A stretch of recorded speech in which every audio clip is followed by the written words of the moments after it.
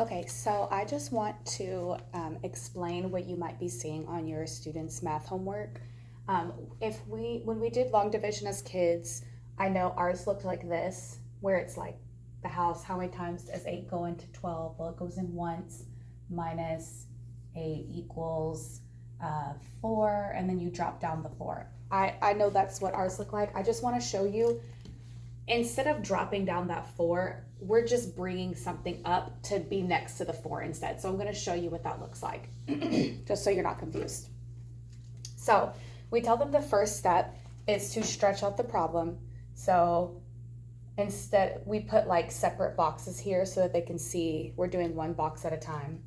We also ask them to put their multiples down here. So I'm gonna pause it and do that real quick. Okay, I just didn't want to waste video time on this. Okay, so I drew the multiples down here. So we see how many groups of 8 will fit inside 1. Well, I say, will 8 fit inside 1? And they all say no. So if 8 will not fit inside 1, you put a 0. We put the X right there to remind them that you multiply the top number by the divisor. 0 times 8 is 0. And their next step is to subtract, which is so far pretty similar to how you and I learned it as kids. So 1 minus 0 is 1.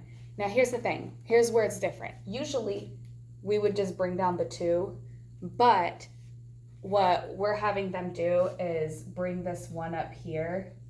Either way, the next one is still going to be 12. Okay, whether we bring the 2 down here, but that's what we've been teaching them, and I don't want to confuse them by teaching them the way that you and I have learned as a kid, okay? So now they need to see how many groups of 8 will fit inside 12 without going over. So they look down here, 8, 16, and I tell them, uh-oh, 16 goes over 12, so we need to go back 1, and we see 8. And so they know one group of 8 fits inside 12. 1 times 8 is 8.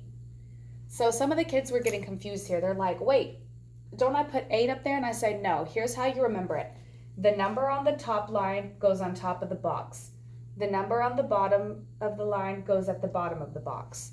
So if you can help them remember that, I'm going to continue reminding them of that each step we do in class.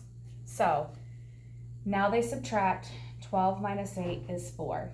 So again, we move up the 4 to here. How many groups of 8 will fit inside 44 without going over? And we see 5 groups of 8 will fit inside 44 without going over. 5 times 8 is 40. So again, the number on the top row goes on top of the box. The number on the bottom row goes on the bottom of the box. That's how I remind them. Now they subtract. 44 minus 40 equals 4.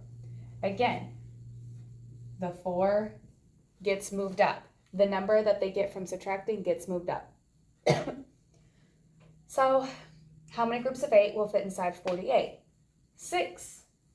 6 times 8 is 48. Subtract, they get 0. There's nothing left to divide and there's no remainder. So I tell them to rewrite the problem. 1,248 divided by 8 equals 156. So hopefully you can see how this method worked, where we bring up the number instead of dropping it down, and hopefully it'll help you when your child is showing you the homework.